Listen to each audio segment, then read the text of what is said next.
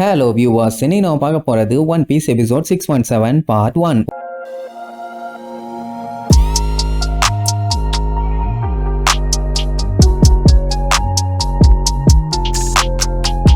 Open பண்ணா போன பாட்டுல ட்ரெஃபல்கர்ல அவனோட கத்தியை வச்சு ஒரு வெட்டு வெட்டினால அதுல வெர்கோவோட பாடி மட்டும் இல்ல அந்த மொத்த பில்டிங்குமே வெட்டுப்பட்டுருச்சு. அப்படியே மேல குதிச்சு கீழே விழும். சொல்ல போனா இப்ப கொஞ்ச நேரத்துக்குள்ளேயே மொத்த பில்டிங்லயும் கேஸ் ஃபில் ஆக போகுது. தப்பிக்க ட்ரை பண்றவங்க பூரா R66 கேட்டை நோக்கி ஓடிட்டு இருக்காங்க. ஏன்னா அது வழியா போனா மட்டும்தான் அவங்களால தப்பிக்க முடியும். சோ இப்படி எல்லாமே ஒரு ஜம்ப போட்ட உடனே மேல இருந்து எல்லா பொருளுமே கடமுடன்னு கீழே விழ ஆரம்பிச்சிடும். நம்ம ஆளுங்க இல்ல நேவினா கூட பரவாயில்ல, ஏதாச்சும் பண்ணி எஸ்கேப் ஆகி ஓடுவானுங்க. குழந்தைங்களை வேற கூப்பிட்டு போறாங்கல்ல, அவங்க பயந்து போய் கத்திட்டு சீலிங் என்னடா மேல போயிட்டு கீழே வருது, என்னடா நடக்குது இங்க, எல்லா இடமும் உடஞ்சு வேற விழ ஆரம்பிச்சிருச்சுன்னு சுத்தி முத்தி பார்த்தா கேஸ் எல்லாமே கொஞ்சம் கொஞ்சமா உள்ளுக்குள்ள வர ஆரம்பிச்சிருத்தோ.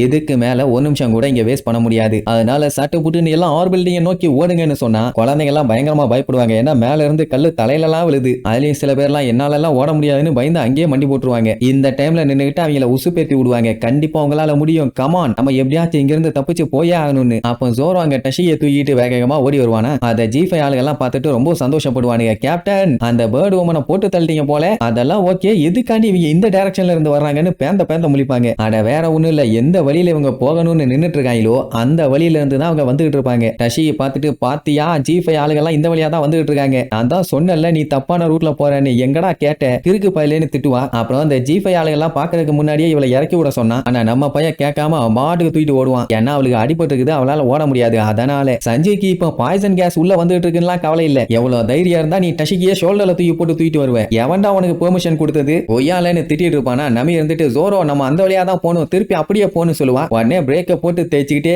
வந்து மறுபடியும் திருப்பி ஓட ஆரம்பிச்சிருவான். நம்பி எப்படியோ குழந்தைகளை சமாதானப்படுத்தி கூட்டு வந்துருவான்னு வைங்களேன். சஞ்சய்க்கு தான் காண்டு அடங்கவே இல்லை. இப்ப ட்ரெஃபல்கர்லாம் அவனை 2 துண்டா வெட்டிட்டான். அவன் என்னடானா, நீ கியரை பிரேக் பண்ணிட்ட, இனிமேட்டெல்லாம் உன்னால திரும்ப முடியாது அப்படின்ட்டு பயமுறுத்துற மாதிரியே பேசுவான். நான் நேரா போய் ஸ்மோக்கரை பார்த்துக்கிட்டு இருக்க அந்த கேப்ல நீ யாரு எந்த இடத்துல இருக்கன்னு முதல்ல நீ தெரிஞ்சுக்கணும் லான்னு சொல்லி ஓங்கி அடிக்க வருவான். அவ்வளவுதான், அவன் ரூமை கிரியேட் பண்ணிட்டு அப்படியே திரும்பி ஒரு லுக்கு மட்டும் தான் விடுவான். அவன் சர்க்கிள்குள்ள வந்தாதான் நிலைமை மோசமாயிருமே. சாயல்லேஸ் ஃப்ளோ அப்படியே கட் பண்ணி எக்ஸாமினேஷன் ரூம்ல செகண்ட் ஃப்ளோரை காட்டுறாங்க. அங்கேயும் எல்லாமே கண்ணா பின்னான்னு உடஞ்சு விழுந்துட்டு இருக்குது. அட அங்க தானே நம்ம மோச்சா புள்ளிய வச்சு ட்ரீட்மெண்ட் பார்த்துட்டு இருக்காங்க. இதுக்கு மேல நம்ம இங்க இருந்தோம்னா வேலைக்கு ஆகாது, எல்லாரும் மோச்சாவை தூக்குங்க, நம்ம ஆர் பில்டிங்க்கு போலான்னு சொல்லுவான். உடனே 50 பேரும் மோச்சாவை அலேக்கா தூக்கிட்டு அங்க இருந்து குடுகுடுன்னு ஓட ஆரம்பிச்சிருவானுங்க. சாப்பருக்கு நம்பிக்கை இருக்குது மோச்சாக்கு எதுவும் ஆகாதுன்னு. அப்படியே கட் பண்ணா அந்த சேடுங்கிற டேங்க் எல்லாம் வெட்டி வீசியாச்சு. இனிமேட்டெல்லாம் அது சில்லறைக்கு கூட தேராது. அந்த டைம் வெர்கோ ட்ரெஃபல்கர்ல அவ கூப்பிட்டு நாளைக்கு எப்படா நான் பிரேக்ஃபாஸ்ட் திம்பேன்னு கேட்பான். ஏன் என்னாச்சுன்னு பார்த்தா தலை தனியா கை தனியா கால் தனியா பிரிச்சு வச்சுட்டான். இல்லைன்னா அந்த மூதேவி சும்மா இருக்க மாட்டான். அதனால்தான் அட்லீஸ்ட் அவன் போற வரைக்குமாச்சும் சும்மா இருக்க வேண்டியதானே. கண்டிப்பா இதுக்காண்டி நீ வருத்தப்பட போறலா.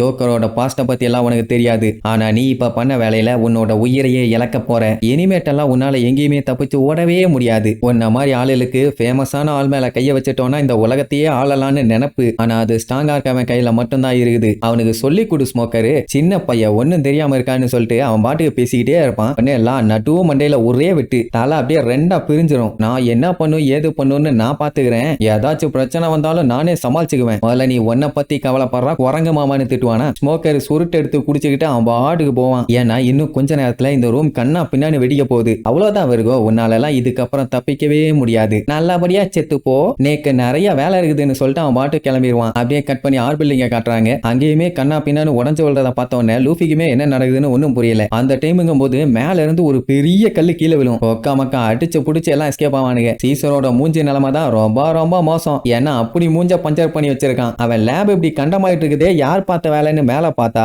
கன்ஃபார்மா தெரிஞ்சு போச்சு இது ட்ரெஃபல்கர்லாம் தான் பண்ணியிருக்கான்னு. அட வீணா போனவனேன்னு சொல்லிட்டு இருக்கும் போதே லேப் உடஞ்சு அடுத்தடுத்து கல்லு கீழே விழுந்துகிட்டே இருக்கும். அடே வெர்கோ மாங்கா மண்டையா என்னடா பண்ணிட்டு இருக்க, உன்னால எல்லாமே நாசமா போச்சுறான்னு கத்திட்டு இருப்பான். அந்த டைம் அந்த மஞ்சமாக்கானுங்க மேல கல்லு விழுந்துரும். மாஸ்டர் காப்பாத்துங்கன்னு கத்திட்டே கிடப்பானுங்க. அவன் கண்டுகிற மாதிரியே இல்ல. காண்டாயி லூஃபிய புடிச்சு கத்திட்டு இருப்பான். என் சொர்க்கத்தை நீங்க அழிச்சிட்டீங்கடா, உங்களுக்கு எவ்வளவு திமிர் இருக்குமா. அவன் அதெல்லாம் கண்டுக்காம மத்தவங்க எல்லாம் நல்லபடியா இருப்பாங்கன்னு நம்புறான்பா. அந்த டைமுங்கும் போது உசோப்பு இருந்தானே, அந்த ரூம்லயும் கல்லெல்லாம் உடஞ்சு கீழே விழுமா. அவன் வேற ஏகப்பட்ட மஞ்சமாக்கானு கிட்ட மாட்டிட்டானே. இந்த கேப்பை யூஸ் பண்ணி அடிச்சு புடிச்சு அவனுக்கு கண்ணுல மண்ணை தூக்கிட்டு எஸ்கேப். அதுவும் தப்பிச்செல்லாம் ஓட மாட்டான், அங்கனக்குள்ளேயே தான் ஒழிச்சுக்குவான். ஏன்னா இப்ப நம்ம பயலுக்கு sea prism stone handcuff தேவைப்படுது. அந்த டைம்னு பார்த்து இன்னொரு பெரிய கல்ல அவன் தலைமையில வந்து விழ வரும். என்னாச்சுன்னு தெரியல. ஆனா அங்க இருந்தவனுங்க எல்லாம் தெரிச்சிருவானுங்க. என்னதான் அவ்வளவு கல்லு விழுந்தாலும் தப்பிக்கிறத விட்டுட்டு உசோப்ப தான் வெறி கொண்டு தேடிட்டு இருப்பானுங்க. அந்த டைம்ங்கும் போது சீசர் சீக்ரெட் ரூமுக்கு கால் பண்ணி ஆர் பில்டிங்ல இருக்க ஏர் வென்ட் எல்லாத்தையுமே ஓபன் பண்ணி விட சொல்லுவான். ஷினோ குனி அப்பந்தாட்டா இந்த ரூம்குள்ள வரும்னு சொல்லுவான். ஆனா அவனுக்கு எதுவும் ஆகாது. ஏன்னா அவன் கேஸ் மேன். அவனை தவிர மத்த எல்லாரும் செத்துருவாங்க.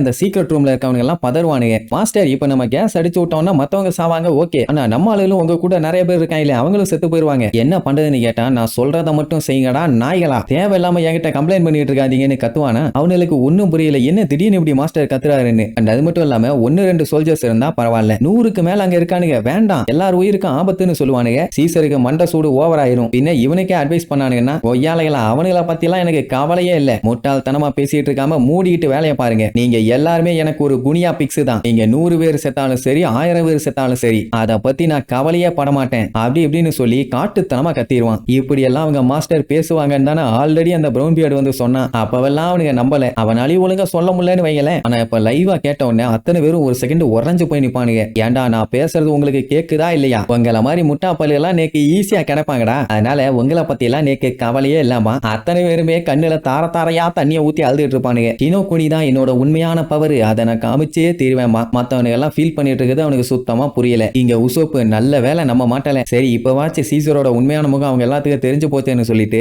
அவன் அங்க இருக்க சிசிடிவி எல்லாத்தையுமே அப்படியே செக் பண்ணுவான். அப்ப அங்க குழந்தைங்க G5 ஆளுங்க நம்ம ஆளுங்க பூரா தப்பிச்சோறத பார்த்த உடனே கன்ஃபார்மா அவங்க டேஞ்சர்ல தான் இருக்காங்க. இங்க இருந்து என்னால டோர் ஏதாச்சும் கண்ட்ரோல் பண்ண முடியுமான்னு சுத்தி முத்தி தேடிட்டு இருப்பான். இங்க சீசரை சுத்தி இருக்கவனுங்க எல்லாம் அவனை அப்படியே பேன்னு பாப்பானுங்க. நம்ம மாஸ்டரா இப்படி நம்மளை பத்தி பேசினாருன்னு. அவன் என்னடா என்ன லுக்கூறீங்க, சொன்னதை மட்டும் செய்யுங்கடா வெண்ணைகளாமா. உடனே சீக்ரெட் ரூம்ல இருக்கிற ஒரு மொட்டை முட்டாள் என்ன பண்ணிடுவான், இழிச்சுக்கிட்டே அவன் ஆளுகிட்ட நம்ம மாஸ்டர் எனிமீஸை ஏமாத்துறக்காண்டி இந்த மாதிரி எல்லாம் நடிச்சிட்டு இருக்காரு, மத்தபடி இப்படி எல்லாம் நம்ம மாஸ்டர் என்னைக்காச்சும் நம்ம கிட்ட பேசியிருக்காரா? இல்ல இல்லம்மா. அட ஆமா இல்ல, அவரு ரொம்ப நல்லவராச்சேன்னு சொல்லி மொத்த லூசு பல்லுல நம்பிடுவானுங்க. அண்ட் இப்ப அவரு கேஸ் அனுப்ப சொல்றாருன்னா கண்டிப்பா அவர்கிட்ட ஏதாச்சும் பிளான் இருக்கும். அங்க இருக்க எல்லாத்தையுமே அவ்வளவு சீக்கிரத்துல அவர் சாக விடுவாரா? நம்ம எல்லாத்தையும் கண்ணு மாதிரி பாத்துக்கிட்டாரு. அதனால அவரு மேல நம்ம முழு நம்பிக்கை வைக்கணும்னு சொல்லி எங்களை மன்னிச்சிருங்க மாஸ்டர், உங்களையே நாங்க தப்பா நினைச்சிட்டோன்னு பட்டன் ஆன் பண்ணி விட்டுருவானுங்க. ஐ மீன் ஏர் வென்ட்டை ஓபன் பண்ணி விட்டுருவானுங்க. அவ்வளவுதான் கேஸ் உள்ள வர ஆரம்பிச்சிடும். அதை பார்த்துட்டு அங்க இருந்தவனுங்க எல்லாம் ஷாக் ஆயிடுவானுங்க. ஐயோ உள்ள வர ஆரம்பிச்சிருச்சே, நம்ம மாட்டிட்டோமேன்னு. அவனுக்கு சந்தோஷம், என் ஷினோ குனியோட பவரை நான் இப்போ உங்களுக்கு காட்டுறேன்னு சொல்லி